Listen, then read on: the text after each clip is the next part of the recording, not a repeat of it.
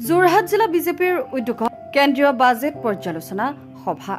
22 July 2024 তাৰিখে দেশৰ বিত্তমন্ত্ৰী নিৰ্মলা সীতাৰমণে দাখিল কৰা বাজেট সন্দৰ্ভত এখনি গুৰুত্বপূৰ্ণ বাজেট পৰ্যালোচনা সভা আজি যোৰহাট জিলা বিজেপিৰ উদ্যোগত যোৰহাট বিজ্ঞান আৰু তাৰকা গৃহ প্ৰেক্ষাগৃহত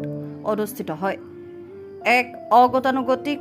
অৰাজনৈতিক চিন্তাধাৰাৰে জিলাখনৰ ভালে সংখ্যক বিশিষ্ট ব্যক্তি, সাহিত্যিক, উদ্যোগপতি তথা নৱপ্ৰজন্মৰ শিক্ষাৰ্থীৰ উপস্থিতিত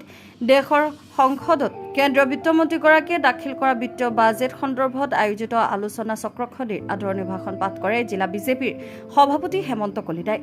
এই সভাত সমল ব্যক্তি হিচাপে উপস্থিত থাকি কেন্দ্ৰীয় বাজেটখনৰ পুংখানুপুংখভাৱে ব্যাখ্যা আগবঢ়াই বিশিষ্ট উদ্যোগপতি প্ৰভাত কমল বেজবৰুৱাই। তেখেতে ভাষণ প্ৰসংগত কয় যে কেন্দ্ৰীয় বাজেটখনত দেশৰ সৰ্বসাধাৰণ জনতাৰ জনমূৰি আয় বৃদ্ধিৰ লগতে বিশেষকৈ দেশৰ কৃষকসকলৰ আয় বৃদ্ধিৰ বাবেও গুৰুত্বপূৰ্ণ পদক্ষেপ লোৱা হৈছে। আনহাতে যোৰহাট দেৱীচৰণ বৰুৱা ছাত্ৰী মহাবিদ্যালয়ৰ অৰ্থনীতি বিভাগৰ প্ৰবক্তা ডক্টৰ সুস্মিতা প্ৰিয়দৰ্শিনীয়ে চৰকাৰখনে দক্ষতা বিকাশৰ ক্ষেত্ৰত লোৱা পদক্ষেপসমূহৰ লগতে বাজেটৰ জৰিয়তে চৰকাৰখনৰ জনকল্যাণকামী আঁচনিসমূহৰ আলোকপাত কৰে। নন্দনাথ মহাবিদ্যালয়ৰ অৰ্থনীতি বিভাগৰ প্ৰবক্তা ডক্টৰ দীপালী বৈশ্য আৰু অভিযন্তা প্ৰত্যয় লিখকে বাজেটখনে কেনেদৰে দেশৰ জনতাক উপকৃত কৰিব পাৰে সেই সন্দৰ্ভত সভাত বিশদভাৱে তথ্য দাঙি ধৰে। যোৰহাট জিলা বিজেপিৰ উপসভাপতি অনন্ত কৃষ্ণ গগৈ আৰু সাধাৰণ সম্পাদিকা মঞ্জু দত্তই আধৰা সভাখনত মৰিয়নি সমষ্টিৰ বিধায়ক ৰূপজ্যোতি কুৰ্মী,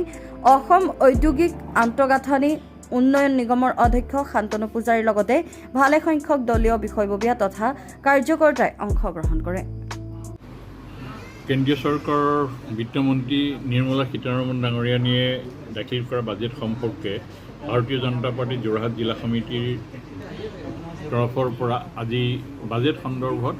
এখন আলোচনা সভা অনুষ্ঠিত হয় আৰু সেই আলোচনা সভাত চাৰিগৰাকী বিশিষ্ট ব্যক্তিয়ে আলোচনা আগবঢ়ায় আৰু বাজেট সন্দৰ্ভত কেনেধৰণৰ বিশেষভাৱে যুৱক বা নিবনুৱা যুৱক, উত্তৰ পূৰ্বাঞ্চল, অসম, কৃষক